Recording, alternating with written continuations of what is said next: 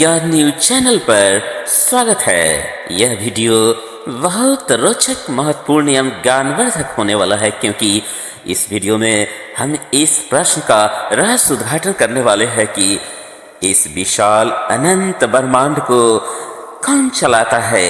यह स्वयं सदियों से चलते आ रहा है या कोई ऐसी चमत्कारी अदृश्य शक्ति है जो इस ब्रह्मांड को चला रहा है। शुरू करने से पहले गुजारिश की, वीडियो अच्छा लगे तो कृपया इसे लाइक और शेयर करें, और चैनल पर नए हैं तो इसे ज़रूर सब्सक्राइब कर ले और बेल बटन भी दबाएं ताकि मेरे अगले वीडियो का नोटिफिकेशन सबसे पहले आपको मिले।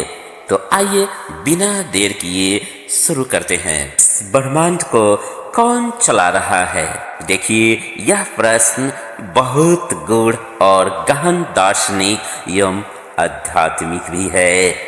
अलग अलग धार्मिक एवं आध्यात्मिक परंपराओं में इसका उत्तर भिन्न भिन्न तरीके से दिया गया है। भगवद गीता के अनुसार भगवान श्री कृष्ण ने अर्जुन से कहा, मयाध्यक्षेण प्रकृति श्रूयते सचराचरम, अर्थात मेरी आज्ञा से यह संपूर्ण प्रकृति चार अक्षर जीवों को उत्पन्न करती है और मैं ही इस संसार का संचालक हूँ। देखिए, हम और कुछ माने या न माने, लेकिन इतना तो जरूर मानते हैं कि कोई न कोई शक्ति है जिसने सूरज बनाया, चांद बनाया, तारे बनाई, पृथ्वी बनाई और अन्य असंख्य ग्रह पिंडों की रचना की। कोई न कोई शक्ति है जिसके कारण पृथ्वी चलती है, चांद चलते हैं और सारे ग्रह पिंड चलते हैं। एक ही सूरज है जो यहाँ भी है, जापान में भी है, अमेरिका में है, अफ्रीका में है, ऑस्ट्रेलिया में है, अन्य सभी जगह सभी देशों में है, और यही सूरज हर जगह से दिखाई पड़ता है। दिन के बाद रात होती है, रात में हम सो जाते हैं, हमें कोई शक्ति अपने आगोश में ले लेती है। सुबह होते ही हम जाग जाते हैं, हमें कौन जगाता है? कभी हम इस पर विचार किए हैं? दिन में हम अमीर होते हैं, राष्ट्रपति होते हैं, प्रधानमंत्री होते हैं या फिर गरीब फकीर होते हैं, लेकिन रात में हम क्या होते हैं? सो जाने के बाद हम सब एक समान हो जाते हैं।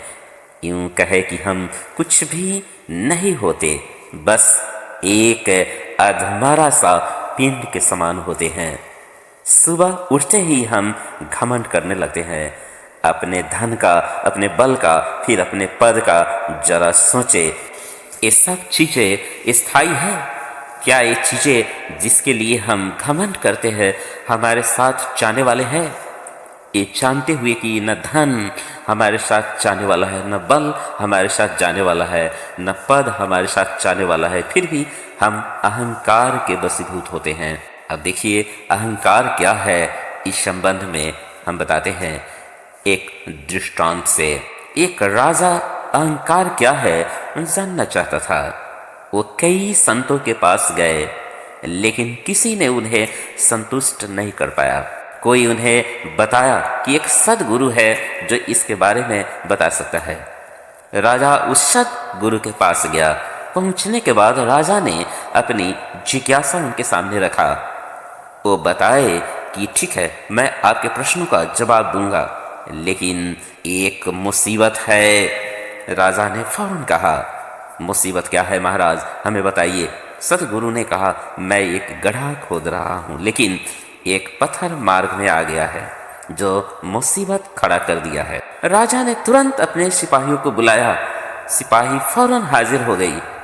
उन लोगों ने बड़े बड़े हथौड़े से पत्थर फोड़ना शुरू कर दिया, लेकिन पत्थर कहाँ फूटने वाला था, टस से मस नहीं हुआ।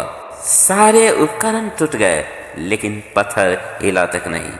सदगुरु ने बताया, देखो, ये पत्थर अहंकार है, पानी आनंद है, और जो उपकरण टूटे फूटे हैं वो समझ है। जब तक पत्थर मार्ग से नहीं हटेगा तब तक हम पानी तक नहीं पहुंच सकते, यानी जब तक हम अहंकार को नहीं मिटाएंगे तब तक हम आनंद नहीं प्राप्त कर सकते हैं।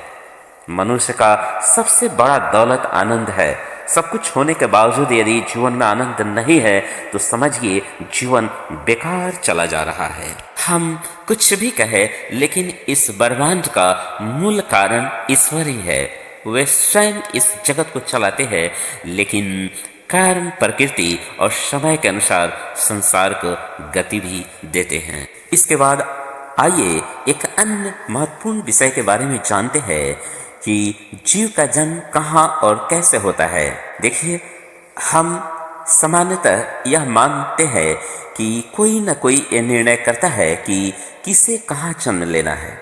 कोई अच्छे कुल में जन्म लेता है तो कोई उतने अच्छे कुल में जन्म नहीं लेता है।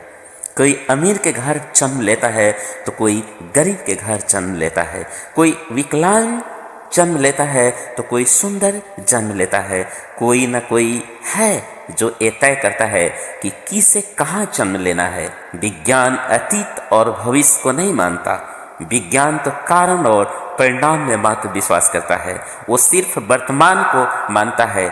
लेकिन कौन है जो ये निर्णय करता है कि किस जीव को कहाँ जन्म लेना है? ऐसा क्यों है कि कोई जीवन भर कमा कमा कर थक जाता है, लेकिन उसे 2 जून की रोटी नसीब नहीं होती, जबकि कोई ऐसा होता है जो किसी मिट्टी को छू दे तो सोना बन जाता है? इन सब से अनुमान लगाना चाहिए कि कोई ऐसी निर्णायक स्थिति है जो ये सब करता है। बहुत से लोगों ने अपने अपने ढंग से इसे कहा। किसी ने कहा कि ऊपर एक महाशक्ति के रूप में भगवान बैठा है जो ये विधि व्यवस्था को चलाते हैं। लेकिन भगवान महावीर ने जीवन के रहस्य उद्घाटन को करते हुए कहा कि जिंदगी का निर्णय करने वाला स्वयं उसकी आत्मा है। जैसा वो कार्य करता है वैसा ही उसकी उपलब्धि होती है। दोस्तों, जब हमें पुण्य का लाभ मिलता है तो उस समय हम सब कुछ भूल जाते हैं। न हमें भगवान याद आता है, न हमें गुरु की आवश्यकता होती है, न किसी मंत्र का। लेकिन जब बुरे दिन आते हैं तो हमें सब कुछ याद आने लगता है। हमें सब शक्तिमान ईश्वर याद आने लगता है। सहारे के लिए गुरु की आवश्यकता पड़ने लगती है। जो विपत्ति के समय अंदर से आवाज आती है वही सत्य है। बहुत सुख के दिनों में जो अंदर के भाव होते हैं वो सब झूठे होते हैं। 99% लोग बहुत सुख के दिनों में गलत क्रियाकलापों में लग जाते हैं। वो सब झूठे हैं। सत्य का बोध हमें तब मात्र होता है जब हम दुख में होते हैं, पीड़ा में होते हैं, कष्ट में होते हैं, और उस समय आत्मा परमात्मा को याद करती है। यही सत्य है। हमारा दुख जब टल जाता है तब हम फिर परमात्मा के स्मरण को भूल जाते हैं। अपने सुख के वैभव में दिनचर्या हो जाते हैं। धार्मिक कार्यों के प्रति हमारा रुचि नहीं होता। हम ऐसे मानने लगते हैं जैसे हम बहुत संपत्तिशाली है, बहुत शक्तिशाली है। थोड़ा कोई आंख दिखा दे तो उसका आंख फोड़ने को उद्यत हो जाते हैं।